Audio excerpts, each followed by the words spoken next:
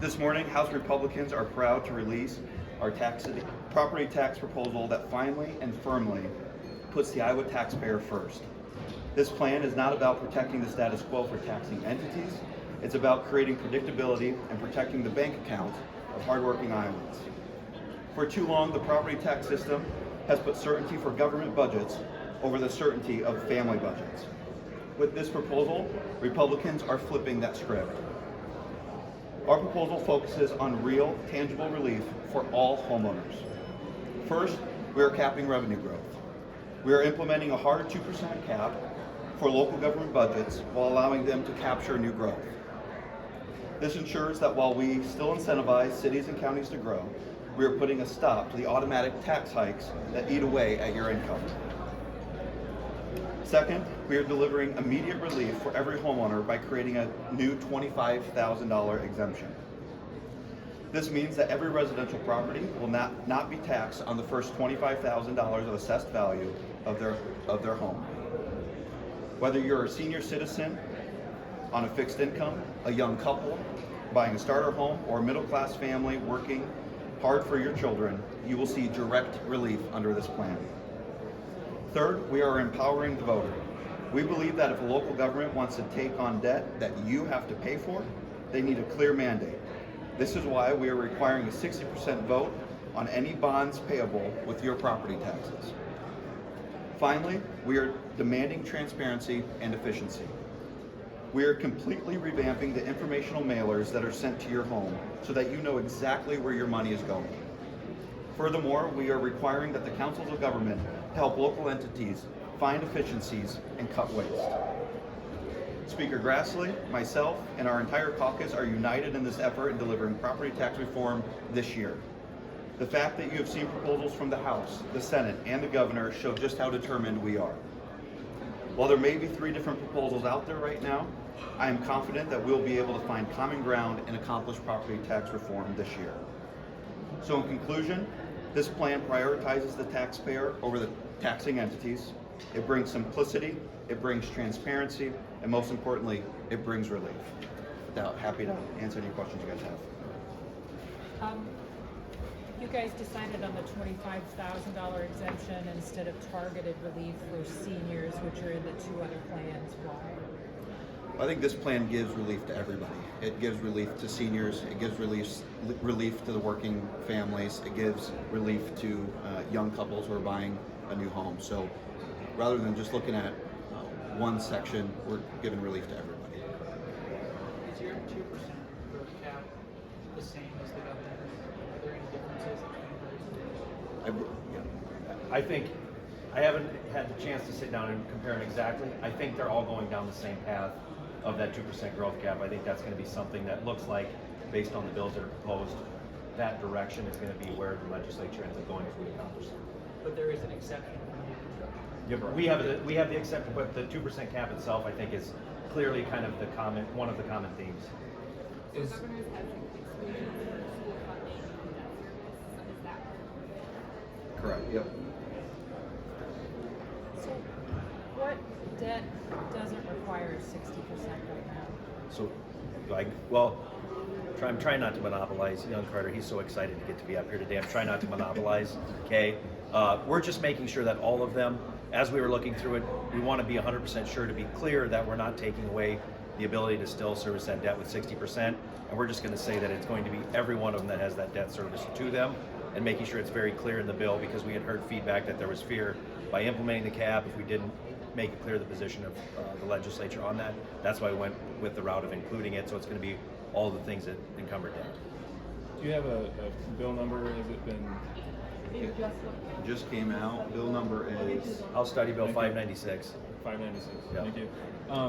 And then, does the bill do anything with regard to TIF or tax financing? This bill does not, no. Okay. Obviously, that's going to be a part of the conversation. I know both the governor and I believe the Senate have language in there, so it'll be a part of the larger conversation. Our bill focuses on the things I just laid out.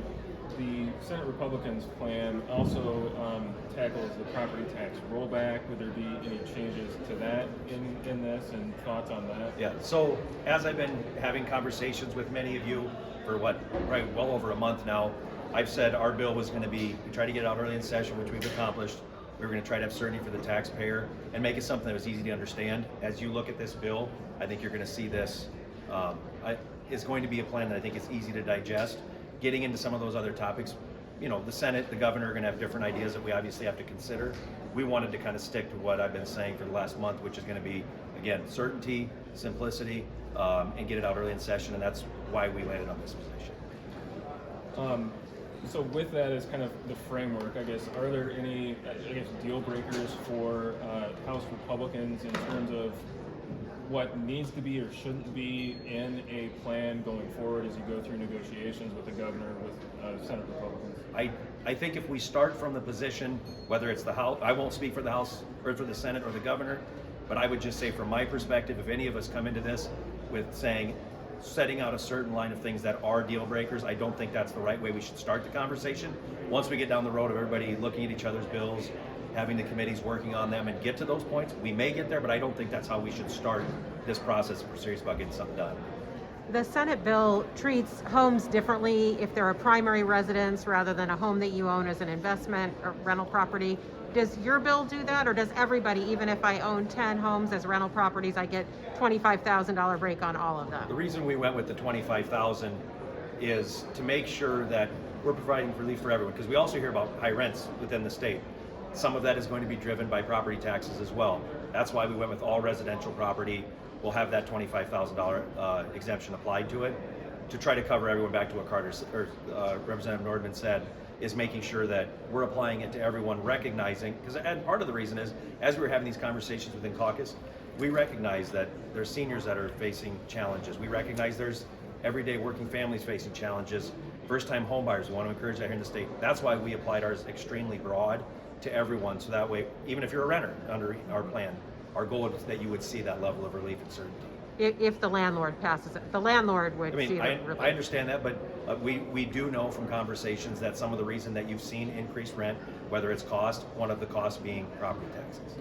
What might be the impact on a small, under 100 residential community with this 25K? Because some of those homes in those communities aren't worth it. I'm monopolizing it. Somebody's going to tell me I'm talking too much, so you go ahead. We're going to look at all that. Again, we're trying to get to a place where we are giving relief to every Iowan, and regardless of whether you live in a big city or a rural community, property taxes have become an issue. So we'll continue to look at that, get feedback from both counties and cities, but we're really focusing on getting relief to every Iowan.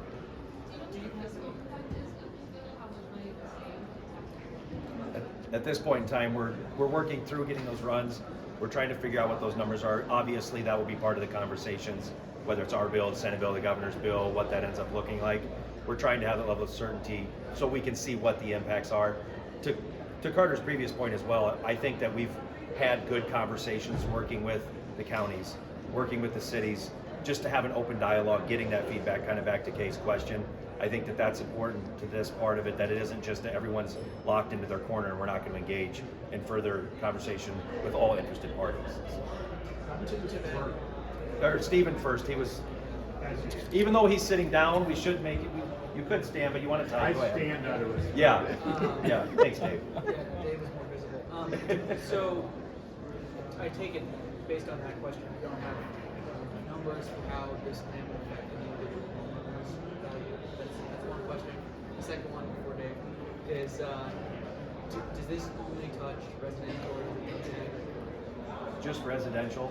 So from the standpoint of the numbers, as far as if your question is the total value of every single home and residential property in the state, I don't think I would have that for you.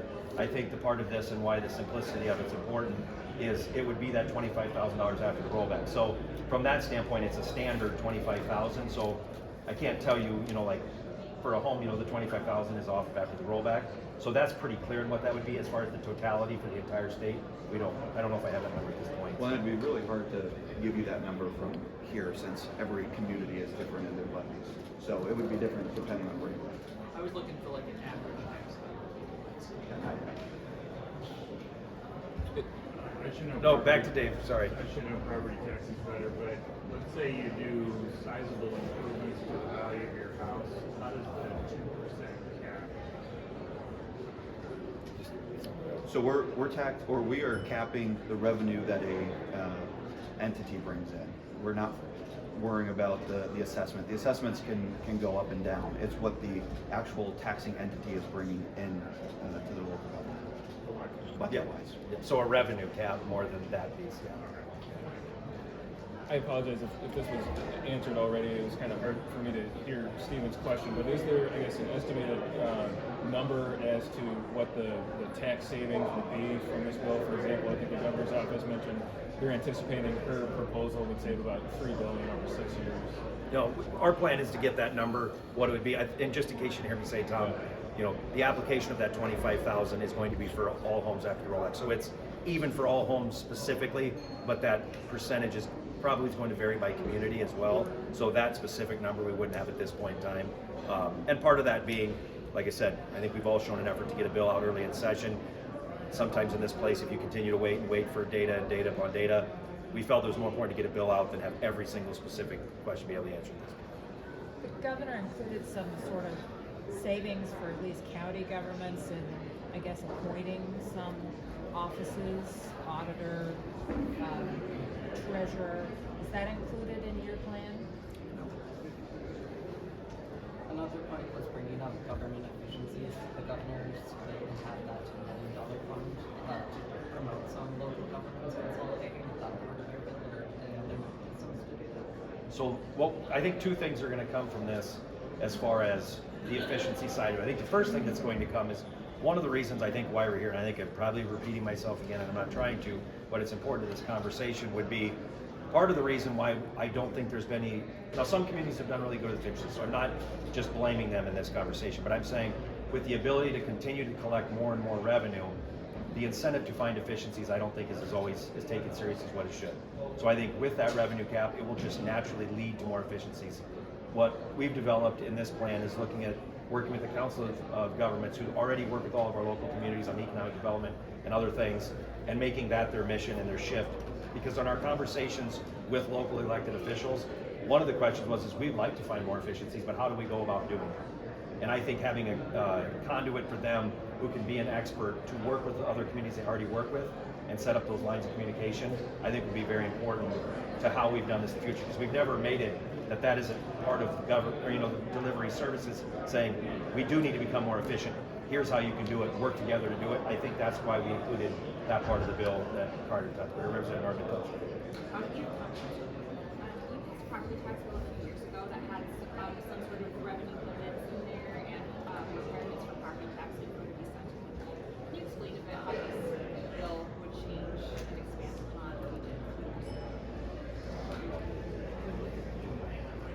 Yeah, well, one of the big parts is ensuring that we are getting more information to the voters so they can understand better how their local governments are spending their money. Right now, the notices that go out are very confusing, and I think most of them just end up in the trash. So working actually with the League of Cities, they've provided a good template of how we can better explain how money is being spent. A few years ago, those bills, I think Iowans continue to see their tax bill go up and are frustrated.